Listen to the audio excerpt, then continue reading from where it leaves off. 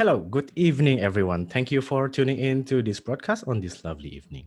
My name is Adi from Sabah, Malaysia, and I will be your host for tonight. I hope that everyone is doing fine and always keep everything clean.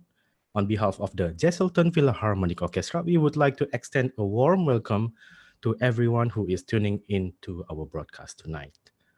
For more info, please go to our JPO Facebook, Instagram, and Twitter page, and don't forget to like and press the follow button, which is the bell button, all right? For Zoom attendee, please answer the following poll to so that our next broadcast experience could be improved. And if there is any question that you would like to ask to our guest for tonight, please write it down on the Q&A below, or for YouTube viewer, type it out at the comment section. JPO are very honored to be able to invite Carolyn Lowe with the topics Paving Your Path Towards a Successful Music Career. Carolyn was born in Kuala Lumpur. She was offered a full graduate assistantship from Miami University, Ohio, to pursue master in piano performance and successfully graduated in 2012 and 11. She also holds the licentiate of the Royal School of Music and fellowship of the Trinity College London Performance Diplomas with distinction. Bachelor of Music degree from University of Newcastle, Australia. In 2015, she became the first Malaysian to be awarded the fellowship of the Royal School of Music in piano performance and with distinction. Having won awards and prizes locally and internationally, she has performed both as soloist and collaborative pianist in music festival, recitals, and competition in USA, Austria, Taiwan, Korea, Macau, Thailand, Singapore, and Malaysia. Last year, she made her debut solo performance at the Musikverein, Vienna, and Carnegie Hall, New York in September and November, respectively. Carolyn has given masterclasses locally and abroad, and she teaches at the Institute of Music, UCSI University, adjunct lecturer at University Putra Malaysia, and also the music consultant of LS Music Yamaha. Through her teaching, her students have won numerous prizes in piano competition and held locally as well as overseas. Now, without further ado, let us invite Carolyn Lowe for the interview. Hello there, Carolyn. Hi, Can you hear Adi. me? Yes. Hi, how are you? Hi, Adi. Good.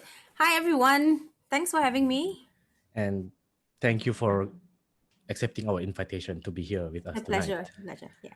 Okay, so now, tell us a little about your music background. How did you get into music, and how did you decide to make music a career? Well, actually, I started just like a lot of Malaysians.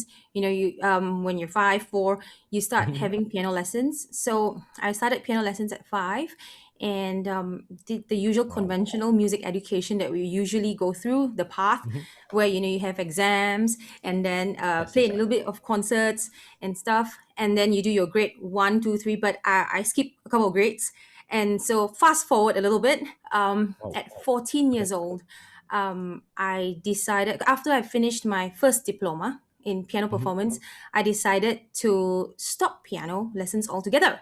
And this is not something that a lot of people know about, actually. So I stopped when I was 14, and the reason for that is because I wanted to focus on my studies. I see. So after that, because my ambition when I was maybe like in secondary school was to be a cardiologist or a neurosurgeon. So I wanted to be in medicine and also at the same time play music. So I thought, I need to get my whole string of A's before I can get into a good medical school Mhm. and pursue my dream. So I went on to do finish my SPM and also did my Cambridge A levels in sciences, pure sciences. Had the results and actually gained entrance to a medical school. But during these 6 years or so, 6, 7 years, I felt that something was actually missing from my life. And although I had been scoring my A's in school and having very supportive parents and friends, but I felt that something's just missing. Things were not the same anymore. So what happened was when it was when I got the offer I spoke to my parents and told them Mhm. that, you know, I am really not quite sure if this is what I want. But deep in my Okay. heart, I knew that, although I stopped piano lessons for that time frame, but I did continue playing piano. I mean, I played, and my parents would buy me books, and I would just play whatever pop song, whatever cartoon, whatever that I wanted to do. But it was different. Music was still part of my life, but it was not as much as it was before. So I told my dad, I was very afraid, because if you get an opportunity to go and study medicine, or you to do something that at my generation people will think like, wow, Mhm. you wouldn't want to turn down an offer like that. So I spoke to my parents and told them that maybe I should just take a year off and seek what is this missing piece that I don't seem to be able to work out at the moment. So I'm very lucky because I have very understanding parents, and so they said, okay, so how are we going to find this missing piece? So I said, you know what, let's just start with, since I've been working so hard academically, trying to study and get all these results, let's just start with having music lessons again. And my dad was like, okay. So first of all, you need to scout back for your teacher, because we've been lost, no contact anymore. So my parents actually took the effort to look for my teacher, and um we didn't know that he was actually in Singapore. So my parents had to drive all the way to Singapore every weekend. That time you didn't have, like, AirAsia and with very convenient buses and stuff. So what happened was, they drove me down on the same day, had 3-hour lessons, and drove me back to KL. So that was that kind of support and dedication that my parents they've always been giving me. And after that, I told my dad, I like, I think this is what I want to do, and I feel more complete with music in my life. And then I continued with music, and that whole idea of going to medical Mhm. school was shelved. But of course, with a lot of bantahan from other Mhm. Mhm. people, not my parents, but other people, thinking like, oh, what a waste, you're going to waste your brains away. And I just want to make it very clear that people who study music, uh, we need brains too. So it is Mhm. not that you study, some science or medicine or engineering that you use your brains. In order to do music, actually you need more than just brains. Yeah. So that was basically how my journey started. I see. Thank you for the Yeah. answer. It was very wonderful to know about your life. And basically, I think that most of us musician educator has the same life path as you. I'm pretty Okay. sure about it. It starts with the parents. And also, if it were me, I would be scared to tell my parent if I have like, the same gateway like you to go for medic. I think I'll be Right. like, I'll have to stay in a room for about a week, and then they ask, what's going on? I want to go music. Yeah, and And music and medicine is like totally whew. yes, for family, it's gonna be a lot of pressure, right? Right. Okay, now let's move on with the next question. What are the important points to consider before deciding that music is a suitable career, or how does one know that he or she has what it takes to embark on a musical career? Right. I think two very important things. Two main things are: number one, first of all, do you actually have the passion and the love for what it takes? Okay. What do you want to do? If you're going to do study music, performing. So Mhm. to perform, you need the skills. Do you actually have the skills, the sufficient skills, right? And we're talking about, not just being able to play your favorite pop song. Okay, Mhm. because being able to play your favorite pop song for the next 50 years is not going to bring food to the table. I mean, that's Definitely. reality, Mhm. right? So the first thing is passion, love, okay, for whatever that you're going to teach or whatever that you want to embark on, which is the music. And the second thing is, you need to have the skills. So I think, this is passion and love. Mhm. The question is, how much of passion and how much love do we need? I mean, I can say I love music because I can, I enjoy it. But it is not just about enjoying that 5 seconds or the 5 minutes of your favorite classical music or something, you're going to be doing this for the next 50 years. That's if you have a long life, okay? Let's just all, inshallah, yeah, that we have Yes. good lives, healthy lives, that we live a long, fulfilling life. And you need to be able to do this for the next 40 years of your life. So is this what you want and what you need? Yeah. And of course, when we talk about the skills, how much skills would we say that is sufficient? How much skills do we say that it's enough for me to go all the way till I decide to retire? Mhm. For me, I mean, I cannot answer you that question because I am still walking my journey, right? Mhm. I know this is live, but I'm going to disclose roughly how old I am. Okay, I'm in my 30s, and you can imagine there's just so much more things coming, and you need to be sufficient to be able to sustain, and not only sustain. I hope that if you want to be in music, that you excel in what you do. Okay, so I think being able to gauge where you are and along your path, and being able to keep learning as you go is very important. So having the attitude of keeping yourself abreast with all the latest updates, that for example, like now is this whole pandemic thing, which is kind of like driving the whole industry a little bit tipsy.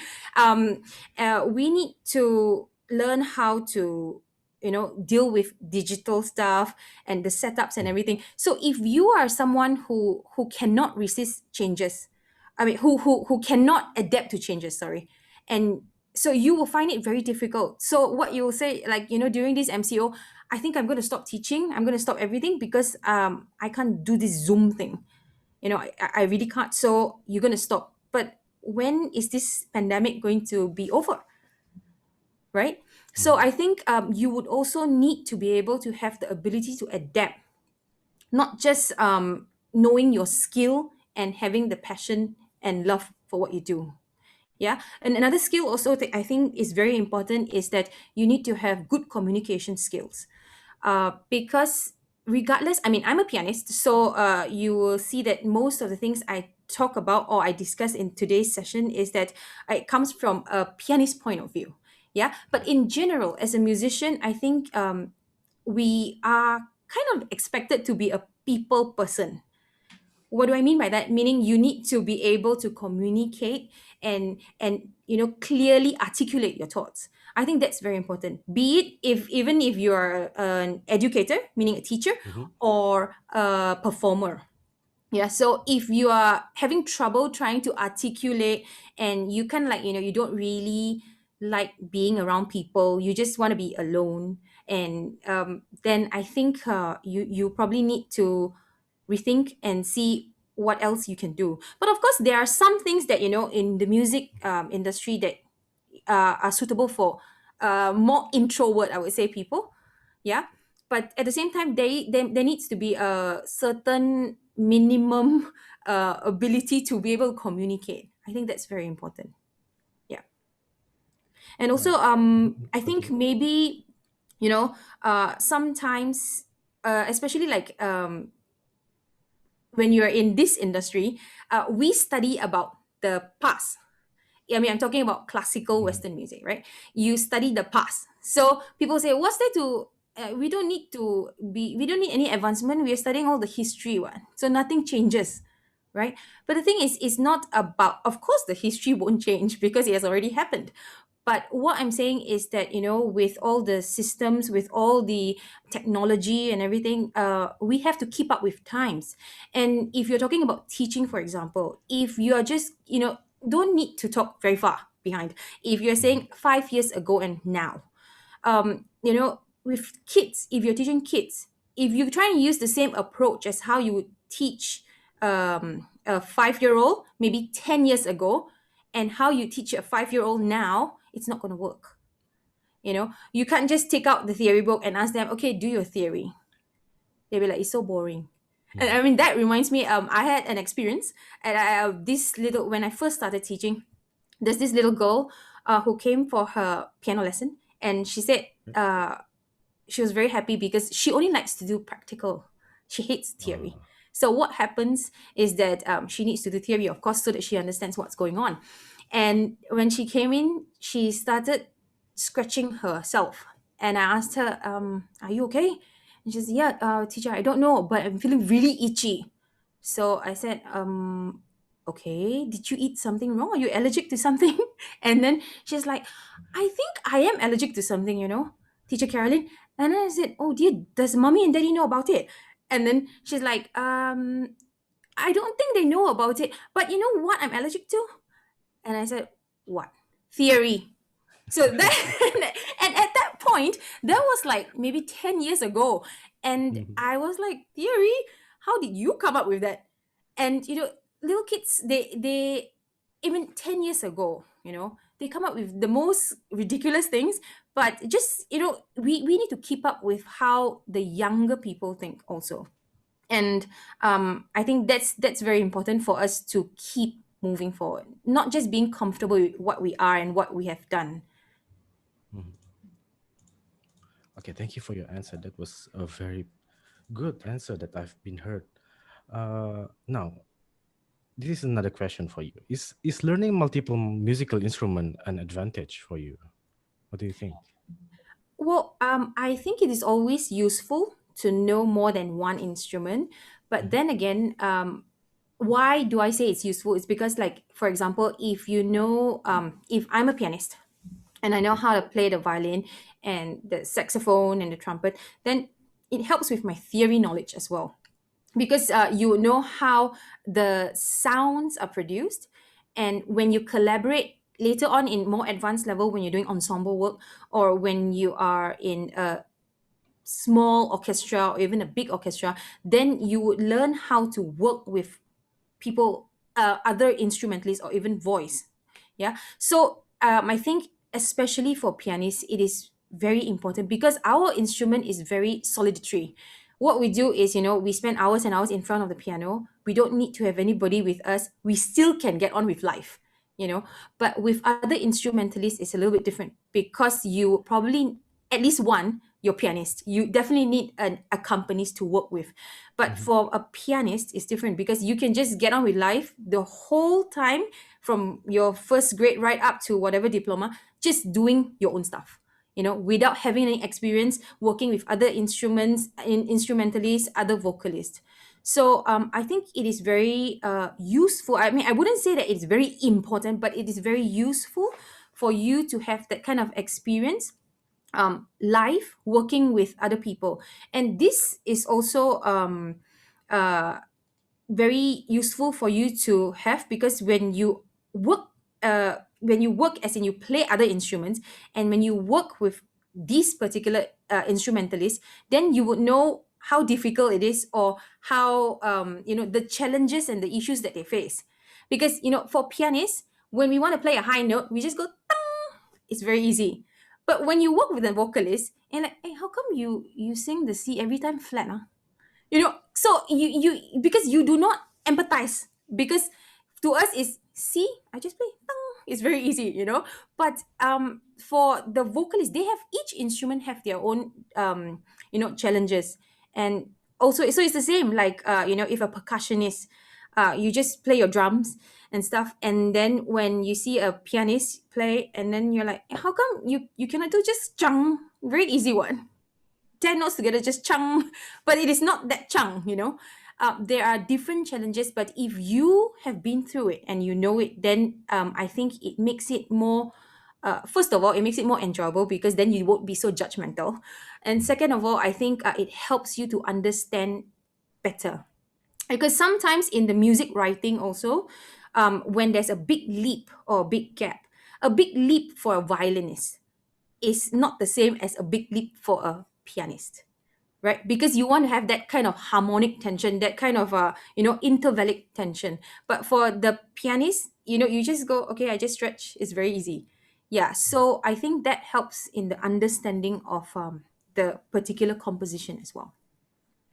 Yeah. So this one is for like composition aspect. What about in educational aspect on teachings? Do these multiple musical instruments learning effect on teaching Yeah, as I well? think I Mhm. think it helps also because when you know it, when you know the instrument, then it helps you to explain better to students. Mm. When you know, okay, let's say for example, I'm a pianist, and I mean, I personally I know how to play the saxophone, the trumpet, because I Mm. used to be in the school band. So Mm. primary school, I was playing the alto saxophone, and then secondary school, I was playing the euphonium, and then eventually, the euphonium and the tuba is actually very close, so you eventually able to play the tuba also. Okay, so if now I talk to people and they're like, you played the tuba, oh my gosh, but the thing is, it makes me understand how to teach my students to understand the whole mechanism of how sound is being produced by different families, different brass instruments, wind instruments. Why are they called wind instruments? Why are they called brass instruments? How is the sound being produced? I mean, you can read all this from the books, of course. You Mhm. say, I don't need to know this because I can just read it from the books, and or just photocopy and let my student read it. But the thing is, when you can produce it, and if you have the instrument and you can demonstrate to your students, I think it makes understanding so much more easier. Yeah. And like I said, when you know it hands on, it is so much easy. It's so much easier when you see your teacher just playing it and you hear it live, rather than just looking at pictures and you go like, okay, so this is how a harp looks like, and yeah, it has seven pedals, and yeah, and that's it. So, but teacher, how does the pedal work? Yeah, it has seven pedals. So this I think, of course, I wouldn't say like, so does it mean that all of us have to learn all the instruments in the orchestra so that we can be good teachers and be effective in our teachings? No, no. But of course, I want to stress this very clearly, that it is not that the more instruments you learn, the more powerful a musician you are. No, because like the saying, jack of all trades, master of none. Mm. So you see, I've learned quite a number of instruments as I've gone, during my musical path. But then you can see that I have actually kind of like narrowed down. And right now, the instrument that I have chosen to work with for the rest of my life is the piano. It's the Yeah. piano. So yeah. So hope that answers your question. All right. Thank you for the answer. And Yeah. again, it's very good. Yeah. Okay. Now, if there is any question that you would like to ask our guest for tonight, please write it down at the Q&A below, or for YouTube live viewer, type it out at the comment section. Now, the next question is for instrumentalists like strings, brasses, and for mostly in symphonic orchestra. Now, how does being in a community orchestra help to pave your path towards a smoother journey? Yeah. Now, speaking of that, Mhm. our topic today is paving your path towards a successful music career. But Mhm, that's right. before I actually answer your question, Adi, Mhm. I Yeah, just sure. want to make it very clear that this is my perspective. Okay, so there is not just one way, but there are of course many many ways to do something. But I'm just sharing based on my experience. Okay, All right. so as you said, you asked how does a community orchestra help to pave for a smoother journey? Is that That's right. if being, first of all, if you are part of a community orchestra, then you need to count yourself blessed. Okay, because not everywhere you can find a community orchestra. Why? Because it takes a lot of effort, a lot of money to just sustain, not just build. I mean, you can just easily build an orchestra and just go like, okay, we have an orchestra, boom, 3 days it's gone because no one's committed, and then you don't Mm. have the financial funding. But the thing is, to be able to sustain, to have a community orchestra last for the couple of years. And some of you guys have been here like for I don't know, for God knows how long. Yeah.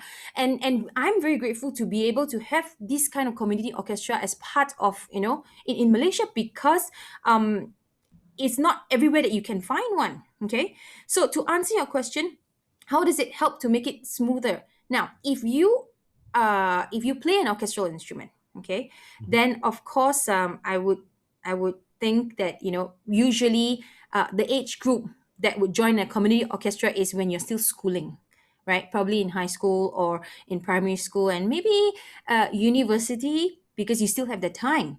But then, Mhm. of course, you also have some very, very enthusiastic musicians that have a full-time job, but they still want to keep up with playing, and then they join a community orchestra. Yeah, but now what I'm going to do is I'm going to focus a little bit on the category where they are still schooling. Yeah. Mhm. So how does it help you if you decide to take music as a career? This invaluable experience that you gain going for all these rehearsals, and also experience in um, participating in concerts, with sometimes community orchestras, what they do is they hire some professionals to come in to tutor you or to play with you. These are the experiences that you cannot buy with money, really. I mean, if you say, I have 10,000 ringgit, I have no experience, but in 1 week I just want to form a community orchestra and try to gain the experience so that I can go quickly take a music degree, that's not going to help. All this take time. And with the existence of all these community orchestras, it actually gives a very good opportunity for our younger generations to understand, how to work together. I think this is very important, to be able to work harmoniously and united as one group to make beautiful music. And like I said, it is not cheap to keep an orchestra like this. Yeah. So as an orchestral musician, if you play an orchestral um, instrument, and then eventually when you get better, you go for a degree and then you graduate, then hopefully you can land yourself a job in a professional orchestra. So that itself helps. Okay. And then how would it help in teaching? Like I explained just now, when you've been working with different, I mean, even if you don't play the instrument, you work with different musicians, you can observe, it's like face to face. You can see, like, oh my gosh, why the trumpeter, right, every time putting that sliver thing, and then how come that trombonist have the slide. So you actually see it with your own eyes. But if you're not part of the orchestra, you are just going in for a concert right at the audience view, and that's what you see, just the conductor in front, and you don't see all these things. But being part of the community orchestra, you actually see behind the scenes everything. Yeah. And of course, like I said, um the working together is very important. But I think uh one very important actually advantage is, I think a lot of people oversee this, is the network that you get. And I cannot stress this any further, is that, when you are in an orchestra of maybe like 50 people, if you think about it, if you're a violinist, you have like what, 20 something people, 20 over violinists, and these are all going to be your colleague when you grow up together. So can you imagine how much more people to make music with? These people are going to grow up, they're going to be teachers, they're going to have students. I mean, I always choose to think positively. Okay. I mean, of course, there will be another handful of people who would think like, yeah, but then there'll be another 19 people snatching for my students. I won't have that students. If these 19 people are not there, then I will have everyone. But let me tell you something. It is always better to have an extra friend than an enemy, right? You never know when you will actually need help. I mean, you might be self-sufficient, you think. Yeah. But that's not how it works. And for me, music is something positive. And along the way, with you grow up with the orchestra members. And even now, like, the professional musicians in the industry, they actually grew up, a lot of them grew up together. They are childhood friends. And if it's not for the existence of all these community orchestra, you wouldn't have this kind of friendship, that they actually make little ensemble groups and their own trios and quartets, that they make music together. So I think that's very important. Okay, now let's move on into the early stage after studying as a fresh graduate. Yeah, Right. um, what are the common challenges that fresh graduates face when they started off with their career? Well, I think maybe three very Okay. important things. Okay. First of all is when you graduate, because you think that you have your CGPA 4.0. Okay. So it all looks very good with your Bachelor of Music, okay, degree, honors. Yeah. But when you come out, you'll be like, why is it so difficult for me to get a job? First of all, ask yourself this question. What is your direction? What do you want? Right? So I think the first challenge is lack of direction, because you don't know what you want. If you don't know what you want, you won't know which direction to go. When you don't know which direction to go, obviously you won't be going anywhere, because you'll be just turning in circles trying to think which junction to take. Correct? So I think, first of all, that's why I think before you can graduate, it's very important for you to set up all these plans. Yeah. And this is one of the reasons why I chose this topic to talk about, because there are a lot of students that, you study music, and you need to ask yourself, why do I want to study music? What am I going to do with this music degree? Yeah. So if you are tuning in today and you are a music student, or if you intend to take music as your career and you want to be a music student, then ask yourself this question first. Don't wait until you graduate and start asking. Yeah. So I think you need to know what you want to achieve. Is it that you take music because you have nothing better to do? You can't do anything better? Then you need to rethink. Okay. But then again, so what happens if I'm already a music grad and I am out and I don't know what I want? Yeah. So first of all, ask yourself, which niche, which wait, I'm lost for words. Which category, as in which stream, you would like to pursue? Because the music industry is very big, right? You can be teaching, you can be performing, you can be composing, you can be arranging. There are a lot of different things that you can do. And of course, now with just a few years back, music therapy is becoming very famous, right? So you need to ask yourself, what is it that I'm interested in? Yeah. And then after you have decided on that, then you can move towards that direction. Okay. So the first one is lack of direction. The second one is lack of networking. Now, when you do not have enough, what we call connections or cables, then you feel that, because you see, when we as students, what is our priority? To get good results, correct? We study and we get the good results. We play, we practice, and then we think that, we just acquire the skills that we need, but we forgot to spend time to make friends. But instead we make enemies, because we tell people like, no, I'm not going to help you because I need to do my stuff, I have no time for you. So, and then along the way, suddenly when you finish, you graduated and you don't know, oh man, who am I going to ask for help now? I need a job. But all these people that you turned down and all these people that you offended are actually the people that come out together with you, and they are going to be your colleagues. So it is very important, if you are still in school, you need to set out your network now. Don't think that when I come out, I have more time, I don't need to study, I don't need to practice so much, so I can just I can start making friends then. It's not going to work. Okay. It will be too late. It will be too late. Now, when you study the 4 years, you have 4 years to sharpen your skills. Okay. 4 years to make the friends that you will have for life, and 4 years to gain as much as knowledge as possible for you to use for the next 40 years. Can you see how important that 4 years is? But unfortunately, we have students that would just come and kind of like, and then, okay, we're done. And then after they graduate, teacher, I can't seem to find a job. Shall I just change and sell insurance? So what happens after that 4 years? Oh my gosh, that 4 years is just gone to waste. And let me tell you something. What is most valuable? I don't know. This is my point, my view of point. Okay, my point of view. Sorry, is that I think the most valuable thing is time. So don't waste time. If you're studying right now, do something for yourself. Okay, because with the time that you lose, you cannot buy it back with money. If you lose money, that's okay. You can find it back somehow, correct? But if you lose time, you cannot ever buy it back again.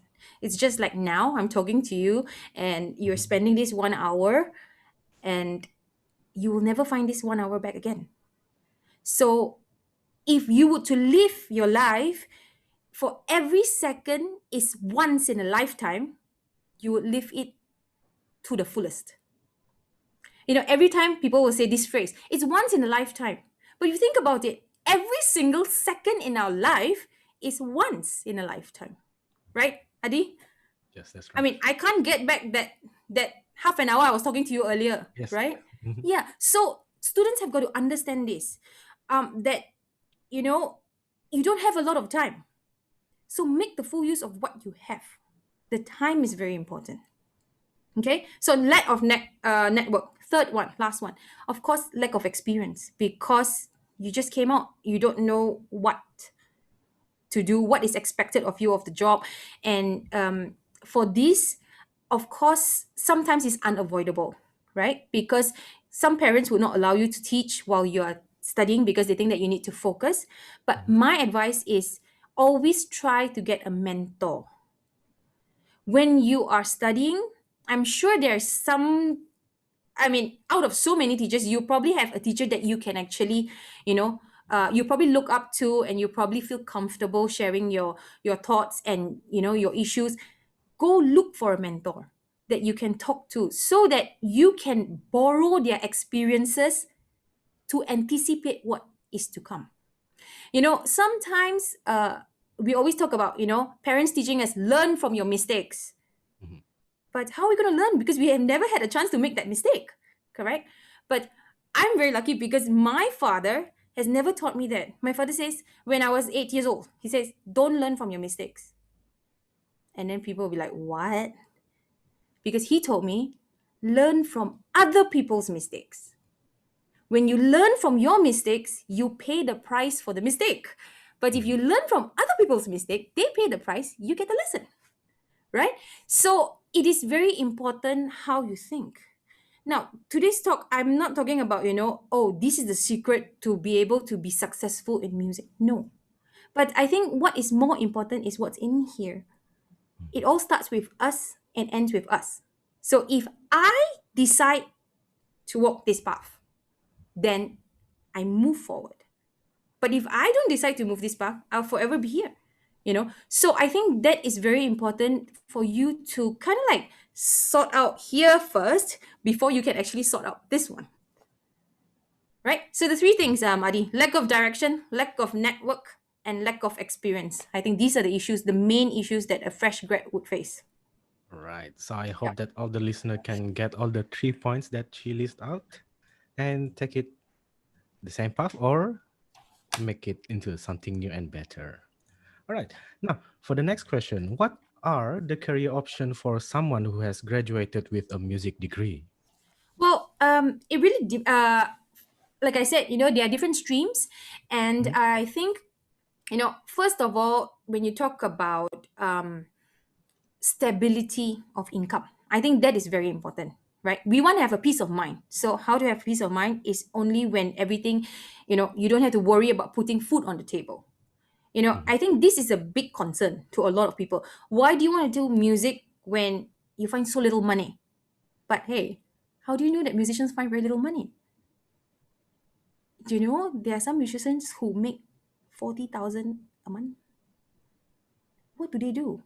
Why is it that they make that 40,000 and you only make the 400? Mhm. Why?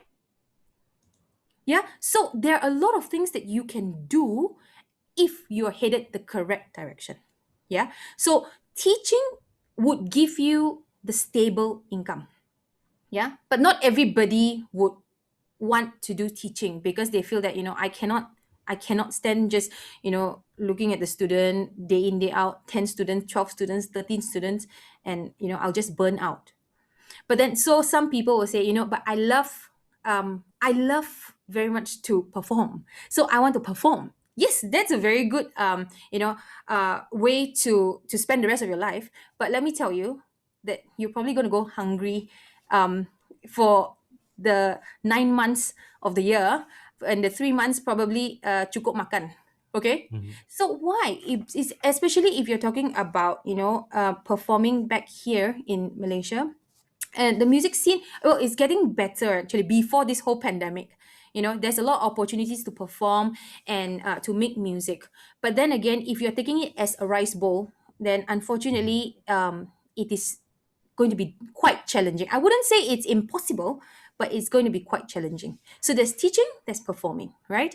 And then of course there are some people who like to try a lot of things, and who like to learn a lot of instruments. So they will be suitable to do directing, like as an orchestra conductor, a choral conductor, work with little ensembles and stuff like that. Being basically a leader. Okay, so you can do that. Okay, and of course there's also this group of people who are very technical. Mhm. So you can go into engineering, and then music production, and then there's some people who do film music, things like this. So there's actually a very vast option. Yeah, but like I said, when you are given this option, it is very important for you to know which direction you want to be, because once you come out, then you'll be overwhelmed with so many things, because oh my gosh, which where do I go right now? So first of all, you need to know what is your strength. Yeah, what you like might not be your strength, so that is a problem. So now, what you like, we put it aside first, okay? But you need to know your strength. What is your strength? If your strength is in composing, go for it. Okay, your strength is in composing. But I can compose, but then I like to perform, but I cannot play. Then how? So you need to improve in your playing skills. Go for advancement classes. Do what you need to do. The important thing is not about where you are. The important thing is today must be better than yesterday. Tomorrow has got to be better than today. Now, if you hold on to this principle to work, you will keep improving. You don't need to be a concert pianist to survive in Malaysia. I'm not a concert pianist, right? And I hope I'm surviving. Okay. So, All but right. the thing is, yeah, it's very important for and it's very important for I would just want to share this, because I feel, after working with a lot of teachers, like as the music consultant, I work with a lot of teachers, and these teachers come from all parts, different areas. What they do is, some are graduates, some are just, very experienced teachers, but they have no paper qualification. There are also some who love to do, but they can't do because they don't have the skills. So why I chose to do this topic is because I think it is very important for you to know what you want, and what you can do, what you cannot do. And so basically, you use the strength to overcome your weakness. I'm not asking you to just use your strength. You have to improve in your weakness. If you are weak in theory, go work it out. You have to work it out. There is no shortcut. We are not doing a gimmick motivation talk, self-help thing that, there's a fast way that, boom, today, after this talk, oh, she's going to tell me the secret how to earn 20,000 a month. No, it's not this. Yeah, there is Mhm. no easy way out. Everybody work their way up. And I do hope that, when you find your direction, it becomes so much easier. Okay? All right. Yeah. Okay. All right. Now, for the last question for tonight. So it's about Jesselton Philharmonic Orchestra. I'm sure that Mr. Yapling have already told you about Yeah. our orchestra, right? So, Mhm. for those of you who don't know that, JPO is an organization with limited funding and doing activities like outreach program. So, Carolyn, what advice would you give to us beside organizing concerts, workshops, and music camp? And what is your view on our program like this broadcast? Well, I think it is wonderful that you guys are doing all this, because especially, like, okay, for example, one of your big projects and your is to broadcast this what we're doing tonight. I think it's a wonderful community service where, at least where you invite different speakers of all walks of life, musicians who can Mhm. share their life experience to people who aspire to become musicians, and also maybe, not just aspire to become musicians, but to share their expertise in what they're doing, and to be able to be inspiration. I think that's wonderful. One. Number two is, I was also told that Mhm. JPO has outreach program that, Yes. you have about 200 over students from different areas, and you provide instruments and lessons every week, and you travel all the way there to give instruments and lessons to underprivileged students. And I think it's a wonderful thing that you guys are doing, and I do hope that this can continue, because although like I said at the beginning of the talk, it takes a lot of money to fund a community Mhm. orchestra, and you guys are doing even more than just funding an orchestra with outreach programs for the underprivileged. And I'm very sure that these people are very thankful for it.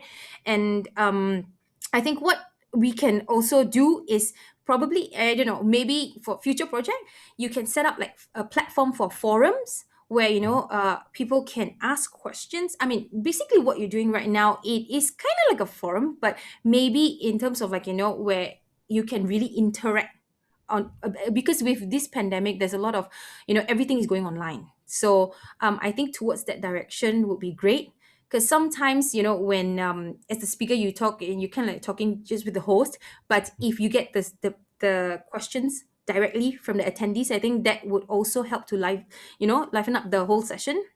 Mhm.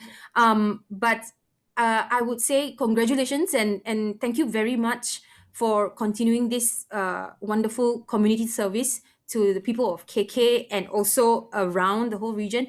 And I hope that I wish you all the best. And I also want to take this opportunity for people who are tuning in.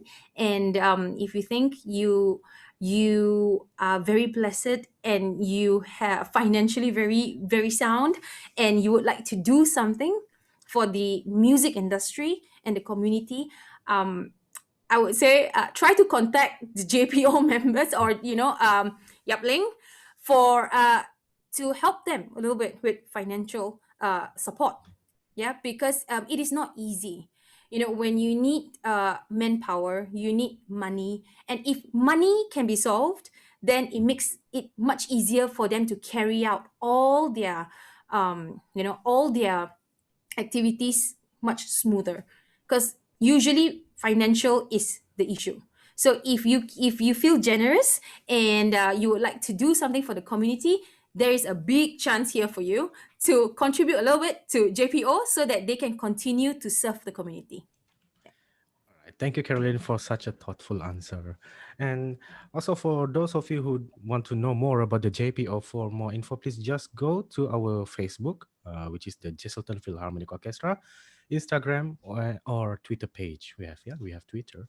Okay, now that's it for the interview session. Now we will move on to the Q&A session, which is the question and answer. Now we have a bit of question from the attendees for you, Caroline, All if right. you want mind to answer. So the first question is from Emilia. If I study music locally, where would you recommend?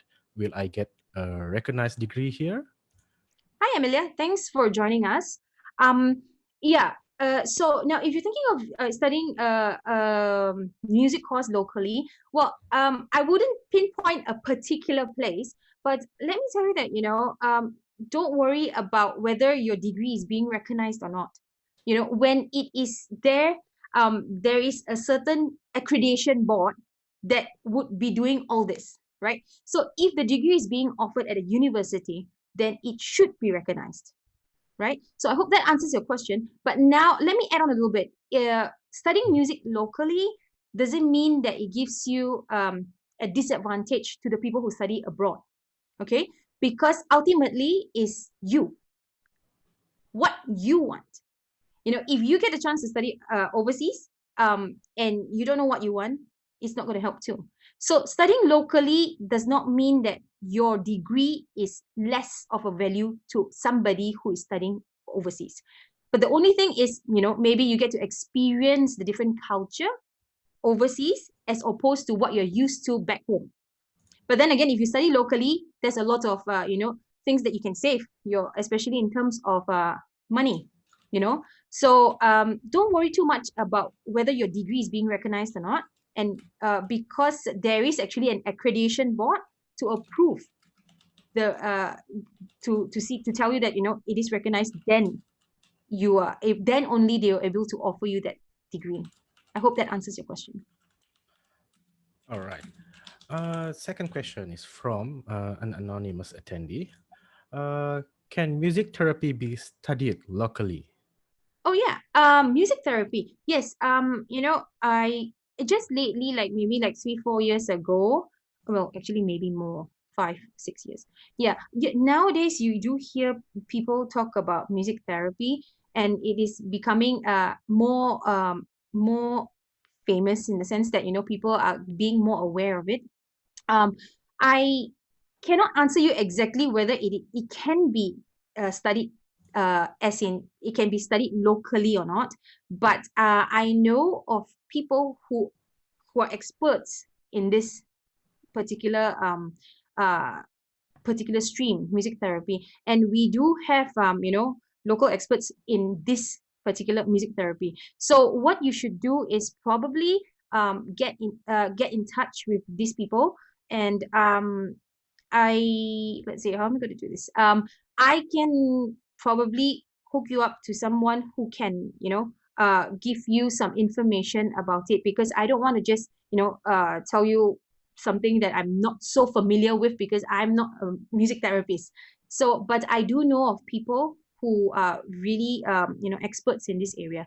So, if you ask me whether there's a course for music therapy, I'm not sure if they do, but I do know there are Malaysians who have studied abroad and who are specialized in music therapy that will probably be able to help you in this. So uh, I'll probably get in touch with you to give you the contact. All right. Also, from our part, you can contact with the JPO Media. We had interviewed some of the music therapy professional. You can contact us through Facebook if you want to know more about it. Yeah. All right. For the next question, it's from Chi Kong Lao. Uh, I am passionate music. I am passionate in music ever since I'm young. Even have planned on what career I supposed to be. However, things always never turn in the way I wanted. Ends up in other professional job. This lasted for nearly 20 years, but passion never stops me from music. At last, decided to quit my job. At the meantime, I am grateful to be able to have a great teacher who guides me in music path. So, what can you advise on my current situation? Well, thank you for your question. I think what is important, well, good for you that you still kept going for the past Mhm. 20 years despite, not being able to fulfill your dream. I mean, I do hope you achieve your dream at last. But I think what's more important right now is that try to get in touch with what's happening in the industry. Like, maybe because you have been not, you have never been in that music industry. So what you can do is maybe to read up a little bit more. And as for the skills, and like I said, the skills. So the skills you can work, have lessons and back up practice. But what is really missing in, I feel, in your path right now is the network, and that is very important. So try to attend. I mean, now it's COVID-19, so it's a bit difficult. But then, try to get connected with people in this industry. That they like I said, also you need to know what you want to do. But based on what you have written, I think probably into teaching is, yeah. So if you want to teach, then of course you need to be able to you need to be familiar with the syllabus. You need to know what is expected and what the students need to know. So first of all, I would feel that don't go teaching first. Try to find out all the facts, about how it works. If they want to do exams, what do you need, um, what is the syllabus right now, things like that. You're probably able to play something, and you probably still keep up with whatever skills you have. But I think the part that is really lacking right now is your network, and you probably feel so too, because um it's not easy. And I think I would congratulate you for doing that and being very courageous to change industry after 20 years. So all the best, and I hope it works out. Okay, now let's move on with the next question. I think this would be the last question for the Q&A. Right. Okay, so it's by Lim Shirley. Do you have any advice about the beginner grade students if you have find out they did not practice? Well, okay, thanks for your question. I think if students do not practice, first of all, you need to find out why. Why do they not like to practice? Now, is it because the pieces that are being assigned they do not have interest in it, or is it because they don't know how to do it? Now, from my experience, I think when it's a beginner, it's probably because they feel that they can't do it. It's very difficult. They cannot do it. So when we make them understand how to do it, sometimes as music teachers, we tend to tell students, okay, you need to make sure you practice, but we don't tell them how to practice. So I think one way, Shirley, what you can do is that you can actually, formulate a way for them. Okay, now you need to practice. So maybe you can practice it here. I don't know if this is a pianist or not, but it works for other instruments as well. But maybe you can say like, okay, the first thing you practice with your right hand and then the left hand, or the first time when you practice, you need to focus on your counting, or then the second time you need to say out the letter names while you play. So give them a very clear direction of what to do, because when you say, oh, practice, what am I supposed to do? My teacher wants me to practice, but I can't even read the notes. I cannot get it. So I don't practice. So we need to find out why the student does not practice, number one. Number two is, if it's because they can't do it, then we need to formulate little steps that they can follow so that it makes the practice easier and eventually they will want to practice. I hope that answers your question. And it works, I hope. Okay, thank you so much, Carolyn. Okay, everyone, we have come to the end of tonight's broadcast. For those who are waiting for your answer, please stay back as Carolyn will answer after this. And for more info, please go to our JPO Facebook, Instagram, and Twitter. And don't forget to press like and follow button. If you want to rewatch and listen to this broadcast again, it will be available after this broadcast end. The recording of this live broadcast will be available for you to watch at our YouTube page. We are doing this broadcast with other topic every Wednesday and Sunday. And thank you so much for tuning into this broadcast. Thank you again, Caroline, for being Thank you, with us Adi. tonight. And thank you everyone for the question. And that's it for tonight. Be safe, and be healthy, and do stay at home. And for tonight, I will lead the prayer in my own faith. And please pray in whatever faith you believe in for the COVID-19. So, Bismillahirrahmanirrahim. Allahumma inni a'udzubika minal barsi wal junani wal juzami wa min sayyil askam. Oh Allah, I seek your refuge from leprosy, insanity, mutilation, and from all serious illness. Bismillahirrahmanirrahim. La yadhuru ma ismi shay'un fil ardi wala fis sama'i wa ma huma al-sami'ul alim. In the name of Allah, with whose name nothing on the earth or in the heaven can cause harm, and He is the all-hearing and the all-knowing. Rabbana atina fid dunya hasanah wa fil akhirati hasanah wa qina azabannar. Wa salli ala sayyidina Muhammad wa ala alihi wa sahbihi wa sallam walhamdulillahi rabbil alamin. Okay, and again, the JPO would like to thank Caroline Lu for being with us tonight. Thank you again, Caroline. Thanks, Adi, and thanks, JPO, for having me. It's been a great time. All right, thank you. I had a good time talking to you. Okay, and good night, everyone. See you all next time.